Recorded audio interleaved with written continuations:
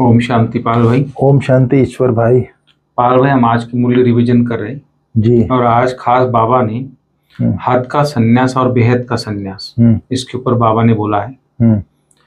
तो दुनिया में हद का संन्यास, जो सन्यासी लोग घर बार छोड़ देते, जंगल में चले जाते, लेकिन बाबा बोलते तुम्हारा बेहद का संन्यास है, क्योंकि तुमको दुखधाम से संन्यास करना है, विकारी दुनिया से संन्यास करना है और सुखधाम को याद करना है। तो ये बाबा ने खास उसका कॉन्स्ट्रक्ट बताया है कि कैसे बेहद का संन्यास और कैसे हद का संन्यास है।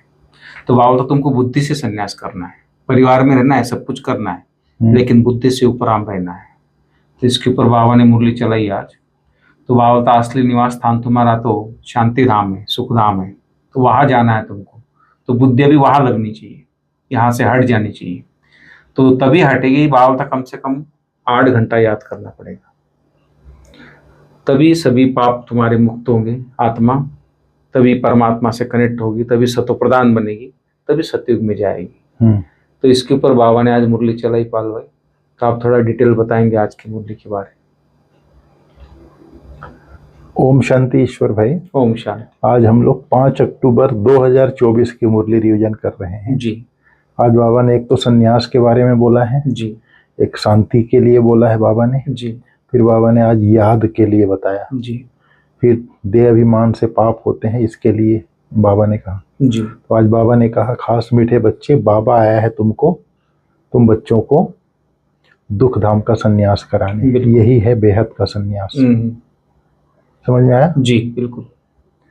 बेहद का संन्यास। बाबा ने कहा दुख धाम का संन्यास क्या है? इसको कहा जाता है बेहद का संन्यास। इस दुख धाम का जो संन्यास करते हैं इसको बेहद का संन्यास कहा जाता है। उन सन्यासियों का है हद का संन्यास। घर बार छोड़ जंगल में जाते हैं। उनको यह पता नहीं है कि सारा सृष्टि ही जंगल है। यह कांटों का जंगल है। यह है कांटों की दुनिया, वह है फूलों की दुनिया। कौन? सतयुग। वह इसके लिए पाल भाई कई बार बाबा मुरली बोलता तुम्हारा लंगर उठ चुका है। जैसे कोई सीप होती है ना, उस किनारे से लंगर से रोक के रखती है उसको, जब लंगर हट जाता है तो सीप वो किनारा छोड़ देती है। तो बाबा इसलिए उपराम के बारे में, वही सन्यास के बारे में सब उदाहरण देता हुआ तुम्हारी बुद्धि हट जानी चाहिए यहाँ से, दुखधाम से। बाबा ने कहा यह पुरानी दुनिया है, कांटों की दुनिया, और वह है फूलों की दुनिया, सतयुग। जी। वह भल संन्यास करते हैं परंतु फिर भी कांटों की दुनिया में, जंगल में, शहर से दूर जाकर रहते हैं। कौन? साधु संत लोग जो होते हैं। उन्हों का है निवृत्ति मार्ग, तुम्हारा है प्रवृत्ति मार्ग, बोलता है बाबा। तुम पवित्र जोड़ी थे कब? सतयुग में। अभी अपवित्र बने हो, उनको गृहस्थ आश्रम भी कहते हैं। कब बोलते हैं? सतयुग को। जी। तो बाबा ने इस तरह से कहा, कंट्रास्ट भी बताया कि उन सन्यासियों में और तुम्हारे सन्यास में मुख्य अंतर क्या है। जी हैं, ये दोनों बातें बताई बाबा ने। तो सन्यासी घर बार छोड़कर जंगल में जाते हैं, तुम घर बार छोड़कर जंगल नहीं जाते हो, लेकिन घर में रहते हुए सारी दुनिया को कांटों का जंगल समझते हो और बुद्धि से सारी दुनिया का संन्यास करते हो, बाबा ने कहा। फिर बाबा ने कहा रूहानी बाप बैठ रोज रोज समझाते हैं कि आधा क्यों समझाते हैं? क्योंकि आधा कल्प से बेसमझ हैं। शांति धाम जाना है, इसलिए शांति के सागर बाप को याद करो। बाप को याद करते करते तुमको शांति धाम जाना है। जरूर नहीं याद करेंगे तो भी जाएंगे जरूर। बाबा ने कहा जी। याद करते हैं इसलिए पापों का बोझा जो सिर पर है वह खत्म हो जाए। शांति और सुख मिलता है एक बाप से, क्योंकि वह सुख और शांति का सागर है जी। वह चीज ही मुख्य है। शांति को मुक्ति भी कहा जाता है और फिर जीवन मुक्ति और जीवन बंद भी है। अभी तुम जीवन बंद से जीवन मुक्त हो रहे हो।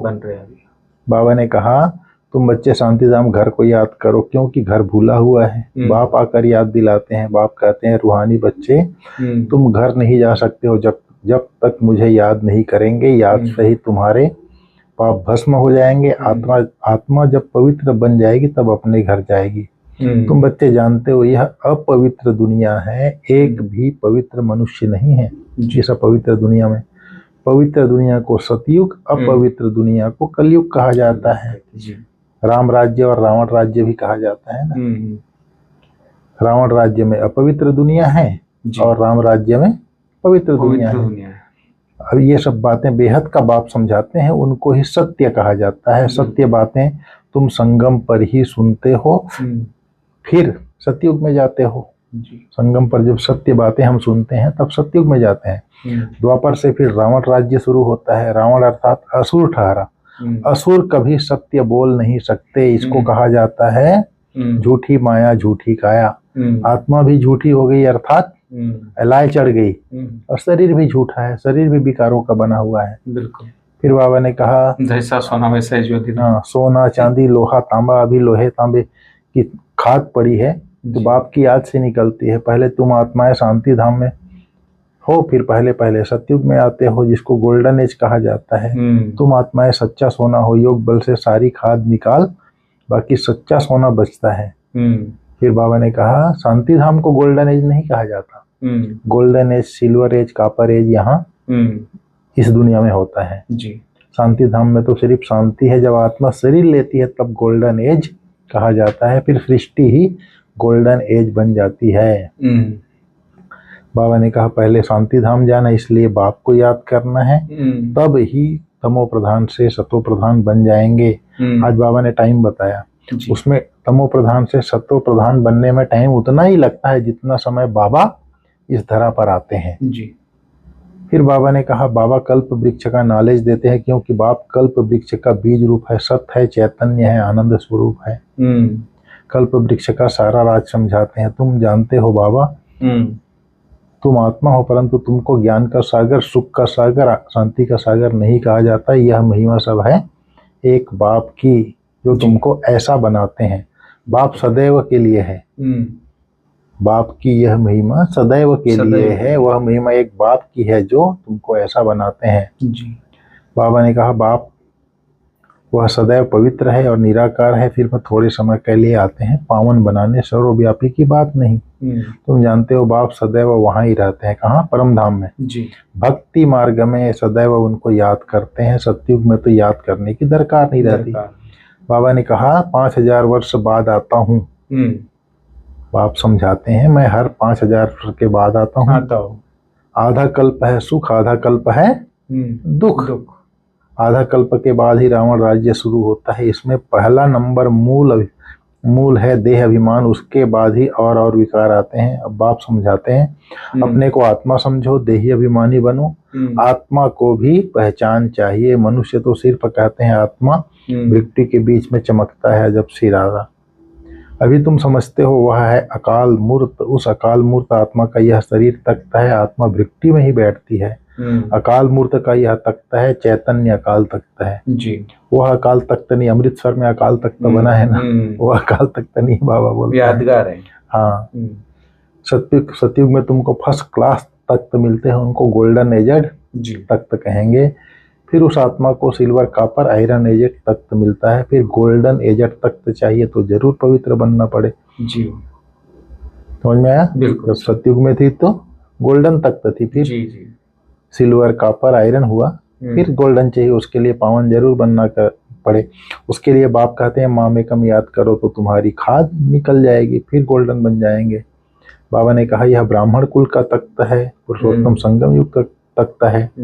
आत्माओं को फिर देवताई तख्त मिलेगा। देह अभिमान में आने के बाद एक दो को दुख देते रहते हैं, इसलिए उनको दुख धाम कहा जाता है। बच्चों को समझाते हैं शांति धाम को याद करो, असली निवास स्थान है तुम्हारा। सुख धाम में को याद करो, इनको भूलते जाओ, इससे वैराग्य पुरानी दुनिया को जी। सन्यासियों मिसल घर बार नहीं छोड़ना है। बाप समझाते हैं वह एक तरफ अच्छा है, दूसरे तरफ बुरा भी है, बाबा बोलता है। फिर बाबा ने उसके लिए डिटेल बोला है, उसको नहीं लेते हैं। मूल बाप समझाते हैं बाप की यात्रा में रहो। गीता में भी है मन मना भव अक्षर। बाप संस्कृत नहीं बोलते हैं, लेकिन मन मना भव शब्द का अर्थ बताते हैं जी। देह सहित देह के सब धर्म छोड़ माम एकम याद करो। अपने को आत्मा निश्चय करो। आत्मा अविनाशी है, आत्मा कभी छोटी बड़ी नहीं होती। अनादि अविनाशी पार्ट भरा हुआ है। बिल्कुल। बाप ने मुख्य इशारा दिया है आज 8 घंटा याद में रहने का अभ्यास करो।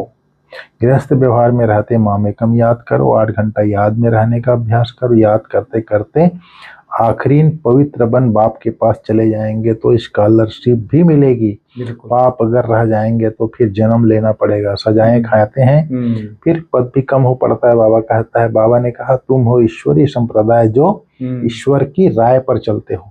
ईश्वरीय संप्रदाय कौन है? ईश्वर की राय पर जो चलता है। हाँ, वही फिर ईश्वरीय संप्रदाय से दैवी संप्रदाय बनेंगे, फिर क्षत्रिय वैश्य शूद्र संप्रदाय बनेंगे। अभी हम ब्राह्मण सो देवता सो क्षत्रिय वैश्य शूद्र बनते हैं। हम सो का अर्थ देखो कितना अच्छा है। यह बाजोली का खेल है, इसको बहुत समझना बहुत सहज है, परंतु माया भुला देती है, फिर दैवी गुणों से आसुरी गुणों में ले जाती है। अपवित्र बनना आसुरी गुण है। बाबा ने आज कहा स्कॉलरशिप लेने हैं तो 8 घंटा बाप की याद में रहने का अभ्यास करना है। याद के अभ्यास से ही पाप कटेंगे, गोल्डन एज तक तो मिलेगा। इस दुख धाम से बेहद का वैराग्य कर अपने असली निवास शांति धाम और सुख धाम को याद करना है। देह भान में आकर किसी को दुख नहीं देना है। आज बाबा ने कहा कर्मों के हिसाब किताब को समझकर अपनी अचल स्थिति बनाने वाले सहज योगी भाव। चलते चलते अगर कोई कर्मों का हिसाब किताब सामने आता है तो उसमें मन को हिलाओ नहीं, स्थिति को नीचे ऊपर नहीं करो। चलो आया तो परख कर उसे दूर से ही खत्म कर दो। अभी योद्धे नहीं बनो, सर्वशक्तिमान बाप साथ है तो माया हिला नहीं सकता। सिर्फ निश्चय के फाउंडेशन को प्रैक्टिकल में लाओ और समय पर यूज करो तो सहज योगी बन जाएंगे। बिल्कुल। अब निरंतर योगी बनो, युद्ध करने वाले योगी नहीं। निश्चय का फाउंडेशन में बाबा ने 2 बातें बताई है। एक तो स्व को जानना मानना, उसी प्रमाण चलना, और बाप जो है जैसा है जिस रीति से पार्ट बजा रहे हैं उसके जानना मानना, उसके श्रीमत अनुसार चलना। ऐसे निश्चय बुद्धि ही विजयी बनते हैं, बोलता है बाबा। बिल्कुल। फिर बाबा ने एक स्लोगन और दिया है, जो हो रहा है अच्छा हो रहा है, जो हुआ अच्छा हुआ, जो होगा और अच्छा होगा।